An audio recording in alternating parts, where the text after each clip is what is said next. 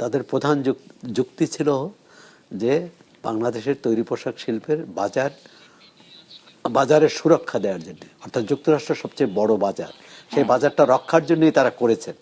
এখন এর বিনিময়ে যেসব শর্ত যুক্তরাষ্ট্রের পক্ষ থেকে দেওয়া হয়েছে সেটি নিয়ে কিন্তু এখানে প্রচন্ড বিতর্ক। সিপিডিও কিন্তু বলেছে যে এই চুক্তি চরম বৈষম্যমূলক আর চুক্তির বৈধতা নিয়ে একটা প্রশ্ন তুলেছে তারা। না, বিভিন্ন অর্থনীতিবিদরা বলেছেন, বিশেষজ্ঞরা বলেছেন, বিভিন্ন সংস্থা বলেছেন, দেশের রাজনৈতিক দলগুলোর মধ্য থেকেও এই সমালোচনা এসেছে। এখন সরকারকে দেখতে হবে এই সমালোচনাটা অনুপুঙ্খ এটা পর্যালোচনা করা, যে সত্যি সত্যি আমাদের ঝুঁকি কোথায় তৈরি হয়েছে।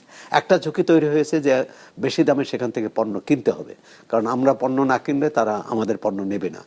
তো এর একটা ভারসাম্য, কিন্তু বিগত সরকার হয়তো অপেক্ষা করতে পারত যে এই এত বড় একটা চুক্তির বিষয়টি দীর্ঘমেয়াদী চুক্তি, সেটি নির্বাচিত সরকার জন্য রেখে দিতে পারত, যে তারা করবে চূড়ান্ত।